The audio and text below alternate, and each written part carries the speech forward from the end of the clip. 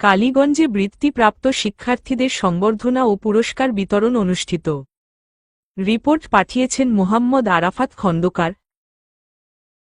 আলোর দিশারি শিক্ষা ফাউন্ডেশনের উদ্যোগে গাজীপুরের কালীগঞ্জের রাথুরায় ইকরা মডেল কিন্ডারগার্টেনে ২১ জুন শনিবার সকাল ১০টায় আলোর দিশারি শিক্ষা বৃত্তি পরীক্ষা ২০২৪-এর বৃত্তিপ্রাপ্ত শিক্ষার্থীদের সংবর্ধনা অনুষ্ঠান অনুষ্ঠিত হয়েছে।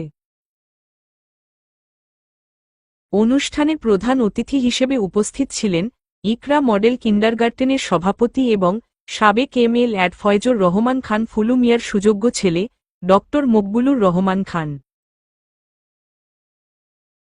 অনুষ্ঠানের সভাপতিত্ব করেন সিঙ্গাপুর প্রবাসী মোহাম্মদ আলম শেখ। অনুষ্ঠানের উদ্বোধক ছিলেন ইকরা মডেল কিন্ডারগার্টেনের পরিচালনা পর্ষদের অভিভাবক প্রতিনিধি মোহাম্মদ জামাল হোসেন শিকদার। অনুষ্ঠানের সঞ্চালনায় ছিলেন ইকরা মডেল কিন্ডারগার্টেনের প্রধান শিক্ষক মোহাম্মদ মামুন মিয়া। বিশেষ অতিথি হিসেবে উপস্থিত ছিলেন মোক্তারপুর ইউনিয়ন যুবদলের সদস্য শরীফুল ইসলাম এবং জহিরুল ইসলাম খন্দকার। বাঘুন সরকারি প্রাথমিক বিদ্যালয়ের ভারপ্রাপ্ত প্রধান শিক্ষক মোতাহার হোসেন সেলিম।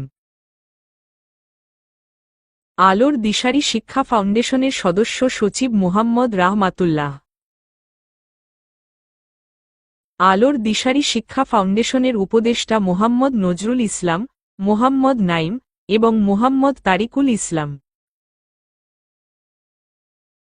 ইকরা মডেল কিন্ডারগার্টেন স্কুলের প্রতিষ্ঠাতা সদস্য মোহাম্মদ সাখাওয়াত হোসেন।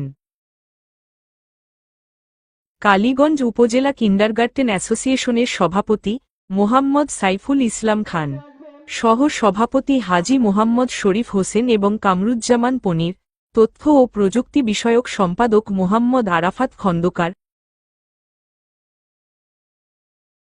আলোর দিশারি শিক্ষা ফাউন্ডেশন কর্তৃক আয়োজিত এ বৃত্তি পরীক্ষায় ২২টি স্কুলের ২৯৬ জন শিক্ষার্থী অংশগ্রহণ করে মোট ১০৯ জন শিক্ষার্থীকে পুরস্কৃত করা হয়।